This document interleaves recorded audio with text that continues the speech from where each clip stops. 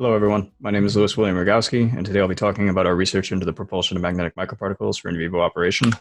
So, microrobotics has a long history. It was started in the late 1950s by Dr. Richard Feynman after he gave a talk called There's Plenty of Room at the Bottom, where he basically said that eventually technology would get so advanced that we would be able to perform minimally invasive surgical tasks using microscale platforms like microrobots or small-scale vehicles. So, needless to say, a lot of people heard what he said and took that message to heart. And so the Fantastic Voyage was made in 1966, and then not long after that, Inner Space in 1987. And then from then on, in a variety of other movies, we keep seeing microrobotics or microrobots appear, and they perform some, specific tasks, either surgical in nature or, targeted drug delivery, or they perform like small-scale assembly operations. So while these robots presented in media are very advanced and still way ahead of our state of the art, the ultimate goals are still very real and achievable using current technology. So we can improve surgical tasks and drug delivery immensely by making viable platforms.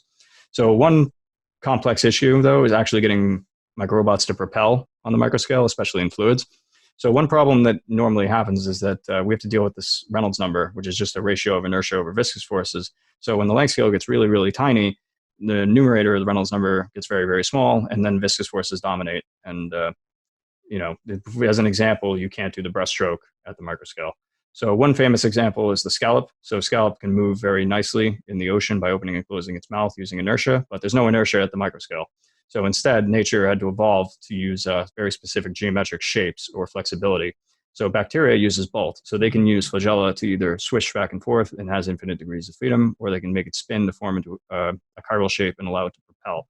So specific geometries are necessary. And today we'll discuss some of our microrobots that we use on our platforms, like flagellated microparticles and microparticles that propel using spontaneous symmetry breaking in nonlinear viscoelastic fluids. So first, we'll talk about flagellated microparticles for propulsion. So as I mentioned, we need specific symmetries. We have, if we have a spherical particle and we try rotating it with a magnetic field in a Newtonian fluid, it's not going to do anything. It's just going to oscillate back and forth, and you're not going to achieve any meaningful propulsion. So you have to explicitly break that geometry. So in this case, what we did was that we took flagella off of bacteria and attached it along the surface of that particle, and thereby explicitly breaking symmetry.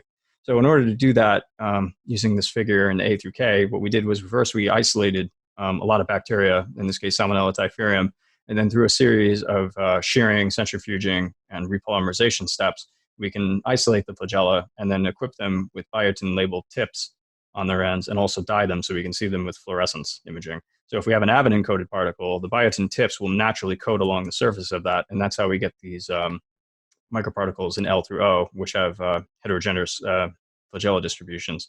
So now if we apply a rotating magnetic field, like in this approximate Helmholtz coil system, it'll allow for propulsion. So these we generate magnetic fields using these equations over here on the right, where BS is the static field amplitude, BR is the rotating magnetic field amplitude, theta is the direction along the XY plane, omega is the frequency, and T is the time. N is the heading vector along the XY plane, and that's dictated by theta. And then BR, the rotating magnetic field amplitude, we're actually scaling by frequency so that it doesn't desynchronize with the rotation of the magnetic field as the microparticle rotates. So just to show some examples, we suspended these microparticles in a variety of different fluids. In this case, we chose 30% NaCl, which is a good Newtonian fluid, i.e. viscosity is constant. So as you increase frequency, which increases shear rate, the propulsion velocity increases linearly with frequency.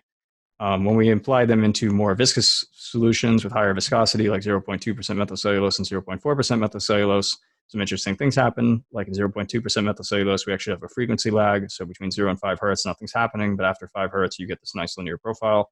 And then for 0.4% methylcellulose, you get a linear profile overall, but it's at much reduced propulsion velocities comparatively with the other two. So just to verify that it was flagella making these particles propel, we compared bare microparticles with no flagella surface coatings at all. And we see that in each case, they're very flat with frequency and they have no correlation whatsoever. So in these 3 videos that are going to play one after the other, we have these microparticles perform closed loop feedback control to spell out SMU. We're going to do that one more time in the video just because we like to do it. But we also performed a mean square displacement analysis where we tried to determine the diffusivity and the anomalous diffusion exponent. So for the microparticle with flagella that's rotating, we get these nice profiles here, where alpha is approximately almost nearly 2 for every single one of them, and the diffusivity decreases as viscosity increases. And then when we look at these flagellated microparticles that are not rotating, we find that they all experience pure Brownian conditions. So one last interesting thing that we noticed working with these microparticles is that all the flagella in these solutions were all normal form. So flagella can achieve one of 12 different polymorphic transformations depending on external stimulus or what's going on in the fluid. So in this case, they're all the same coil form. But if the particle is rotating counter to their coil form, some odd things happen. So in this case, counterclockwise for these 4 microparticles all resulted in a linear relationship with frequency with propulsion velocity. But if you switch the rotation of the microparticle from counterclockwise to clockwise along its heading direction, sometimes you get these reversals of swimming direction, like what happens in B or C. And in some other cases, you just get decreased velocity performance, like in A and D. So these are some interesting things that we can use for collaborative swarm control or heterogeneous swarm control in future applications. And we could also use the flagella as sensors to analyze fluid properties in real time through visual analysis. So now we'll switch gears and move on to symmetry breaking propulsion of microparticles in nonlinear viscoelastic fluids. So unlike the previous one where we had a flagella surface coating, these particles are bare microparticles that don't have any surface coatings whatsoever.